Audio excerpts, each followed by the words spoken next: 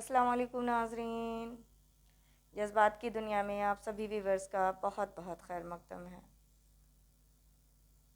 ناظرین، آج میں اس ویڈیو میں آپ لوگوں کے سامنے جوش و ہوش کی ایک ایسی نادر مثال، ایک ایسا قصہ آپ کے سامنے بیان کرنے کے لیے حاضر ہوئی ہوں، جسے سن کر آپ کی دین و ایمان بھی تازہ ہو جائے گا اور آپ ماشاء اللہ سبحان اللہ کہنے پر مجبور ہو جائیں گے، اور بے شک آپ کے اندر بھی دینداری کی شمع اور زیادہ روشن ہو جائے گی۔ پہلے سے ہی ہر مسلمان کے دل میں روشن ہے، لیکن جب ہم کسی اللہ والوں کا سچا واقعہ پڑھتے ہیں تو ہمارا ایمان بھی اور تازہ ہو جاتا ہے۔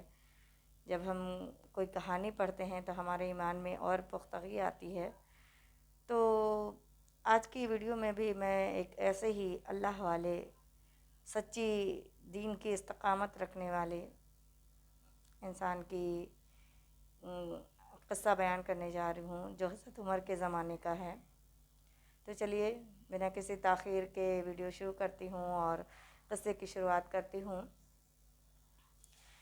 کہ حضرت عمر رضی اللہ تعالیٰ عنہ کے نے اہل روم کی طرف ایک لشکر روانہ کیا۔ حضرت عمر رضی اللہ تعالیٰ عنہ نے اہل روم کی طرف ایک لشکر روانہ کیا، اور اس لشکر کے امیر تھے حضرت عبداللہ بن حذیفہ۔ دشمن نے انہیں، اس زمانے میں بھی دین کے دشمن ہوا کرتے تھے، تو دشمن نے انہیں اور ان کے ساتھیوں کو گرفتار کر لیا، راستے میں ہی انہیں قید کر لیا، گرفتار کر لیا۔ جب یہ مقدس قیدی، یہ سچے ایمان والے لوگ بادشاہ روم کے پاس لے جائے گئے، تو بادشاہ روم نے، یعنی روم کا جو بادشاہ تھا، اس نے حضرت عبداللہ بن حذیفہ رضی اللہ تعالیٰ عنہ کے سامنے یہ پیشکش رکھی، یہ مانگ رکھی کہ اگر تم عیسائی مذہب قبول کر لو، عیسائی بن جاؤ، تو میں اپنی سلطنت میں تمہیں شریک کر لوں گا، اپنی سلطنت میں تمہیں جگہ دے دوں گا۔ ناعقل بادشاہ ناعقل تھا، اسے نہیں پتہ تھا کہ جس کے دل میں ایمان کی شمع روشن ہوتی ہے اس کا دین ایمان اتنا کمزور نہیں ہوتا ہے کہ چھوٹی چھوٹی باتوں پر یا دین کے آگے وہ بڑی سے بڑی نعمتوں کو بھی ٹھکرانے والے ہوتے ہیں۔ اسے شاید یہ نہیں پتہ تھا، تو اس بیچارے ناعقل بادشاہ یہ سمجھتا تھا کہ مال و دولت کا لالچ اس صحرا نشین کو اس کے ایمان سے ڈگمگا دے گا۔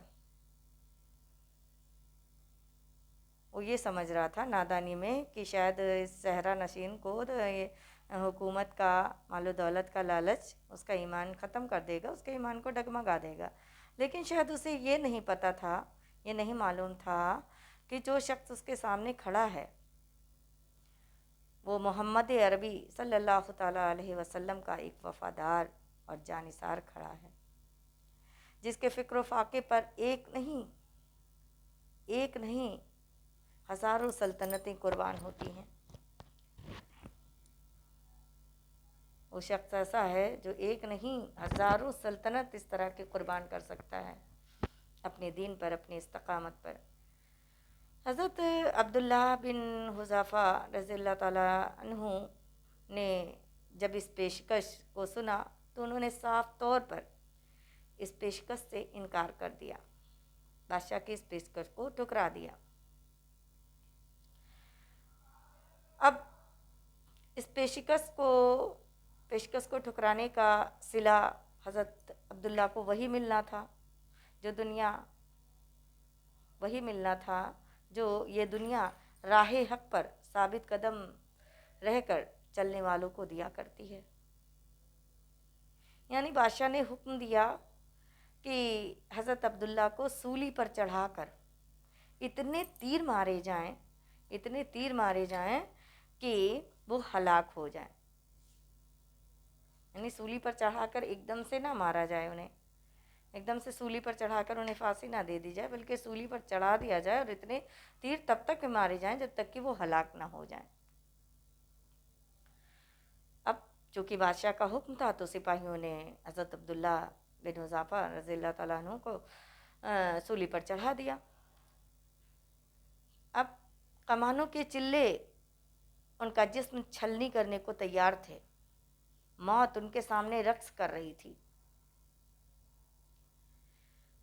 لیکن بادشاہ یہ دیکھ کر حیران تھا، روم کا بادشاہ یہ دیکھ کر حیران رہ گیا کہ اس بندے خدا مست کے چہرے پر گھبراہٹ، خوف، پریشانی یا ہراس ہونے کا دور تک نام و نشان نہیں تھا۔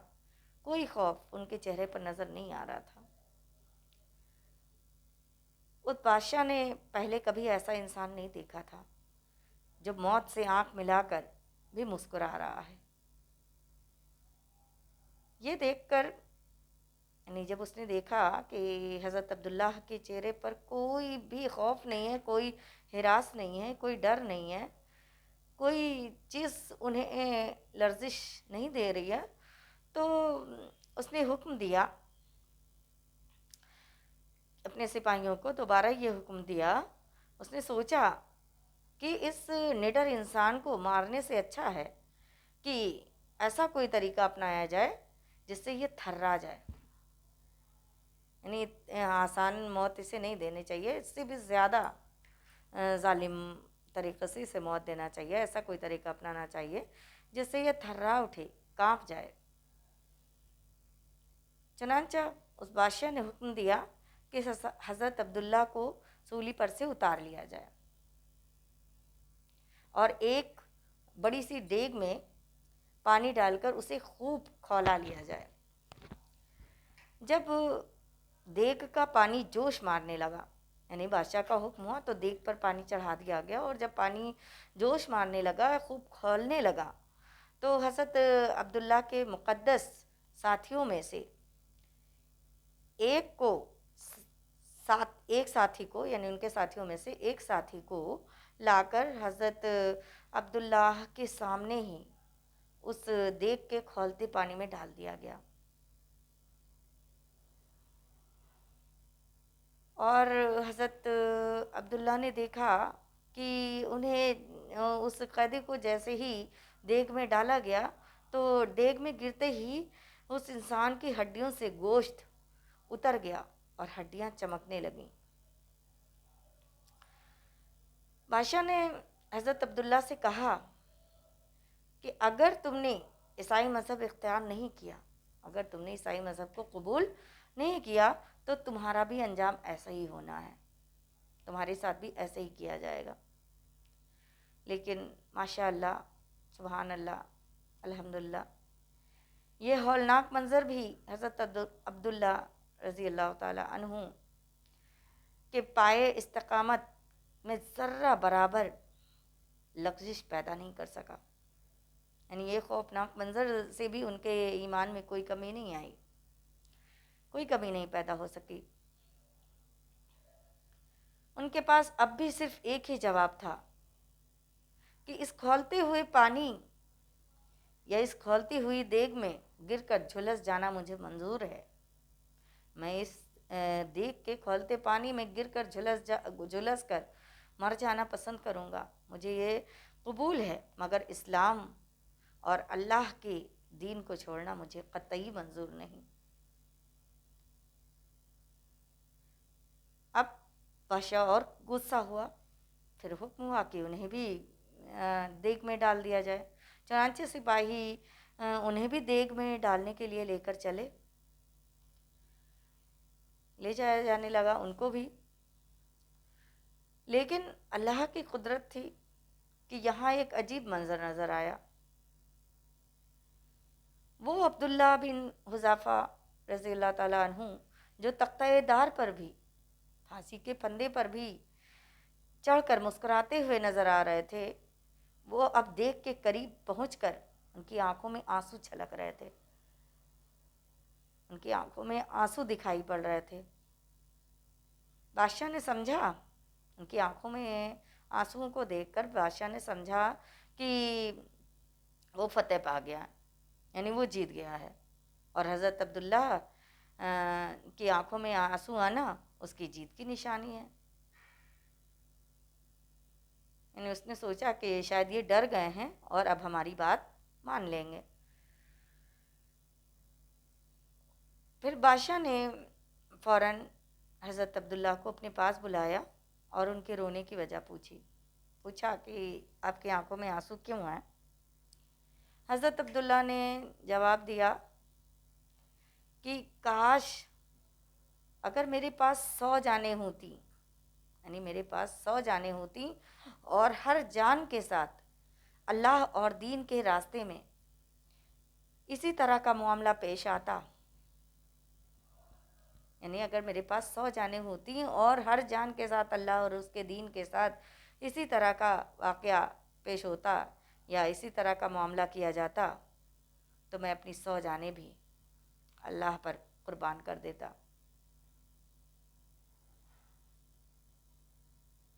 यानी 100 जान भी मैं इसी तरह अल्लाह के नाम पर कुर्बान कर देता। ये जवाब सुनकर बादशाह को इससे जवाब की उम्मीद नहीं थी। वो तो उनके रोने की वजह को कुछ और समझ रहा था, सोच रहा था कि ये डर गए हैं, खौफ खा गए हैं, इसलिए रो रहे हैं। लेकिन जब बादशाह ने हज़रत अब्दुल्ला का ये जवाब सुना तो वो हैरान रह गया। एक इंतहाई अज़ियतनाक मौत के मुंह में जाने वाले शख्स से उसे ऐसे जवाब की उम्मीद नहीं थी। बिलाखिर उसने शायद यह सोचा हो कि ऐसे शख्स की सज़ा उसे मारना नहीं बल्कि ज़िंदा रखना है। इसलिए उसने हज़रत अब्दुल्ला से मुखातिब होकर कहा, बादशाह ने कि अच्छा तुम मेरे सिर को बोसा दे दो तो मैं तुम्हें छोड़ दूंगा। हज़रत अब्दुल्ला बिन हुज़ाफ़ा रज़ी अल्लाह ताला अन्हु ने फरमाया, अगर इसके इवज़ में, यानी इसके बदले में तुम सिर्फ मुझे ही नहीं बल्कि मेरे सभी साथियों को, तमाम साथियों को और मेरे लश्कर को छोड़ दोगे तो मैं तुम्हारे सिर का बोसा लेना मंजूर करता हूँ। बादशाह ने कहा, ठीक है, मैं तुम्हारे तमाम साथियों को रिहा कर दूंगा। हज़रत अब्दुल्ला बिन हुज़ाफ़ा रज़ी अल्लाह ताला अन्हु ने आगे बढ़कर उसके सिर का बोसा दिया और अपने तमाम साथियों को सही सलामत बखैर वापस लेकर आ गए। जब यह मुक़द्दस काफ़िला हज़रत उमर रज़ी अल्लाह ताला अन्हु के पास पहुँचा और हज़रत उमर ने पूरा वाक़या सुना तो अपनी जगह से खड़े हो गए और हज़रत अब्दुल्ला बिन हुज़ाफ़ा रज़ी अल्लाह ताला अन्हु के सिर को बोसा दिया, उन्हें शाबाशी दी, उनके सिर का बोसा दिया कि उन्होंने कैसे जोश ईमानी और कैसी फिरासत व हिकमत से अपनी लश्कर की क़यादत फरमाई, कितनी हिकमत से उन्होंने काम लिया और किस मोजज़ाना तौर पर उन्हें बखैर सही सलामत वापस लेकर आए। हज़रत उमर ने उन्हें बहुत शाबाशी दी। तो नाज़रीन, ये थी जोश व होश की एक नादिर मिसाल, हिकमत की एक नादिर मिसाल। मेरी वीडियो तो ख़त्म हो गई, मेरा क़स्सा भी अख्ताम पर पहुंच गया। अब आपसे गुजारिश करूँगी कि अगर चैनल पर नए आए हैं तो चैनल को सब्सक्राइब कर लीजिएगा, वीडियो को लाइक कर दीजिएगा, शेयर कर दीजिएगा, ताकि इस तरह दीन की बातें दूसरे भी सुने और उनके ईमान में मजबूती आए और अपने दीन के, अपने अल्लाह वालों के आला कारनामों से वो भी वाकिफ़ हो सकें। तो आज के लिए बस इतना ही, फिर हाज़िर होंगे किसी नई मालूमात के साथ, किसी नई वीडियो के साथ। तब तक के लिए इजाज़त दीजिए। अल्लाह हाफिज़।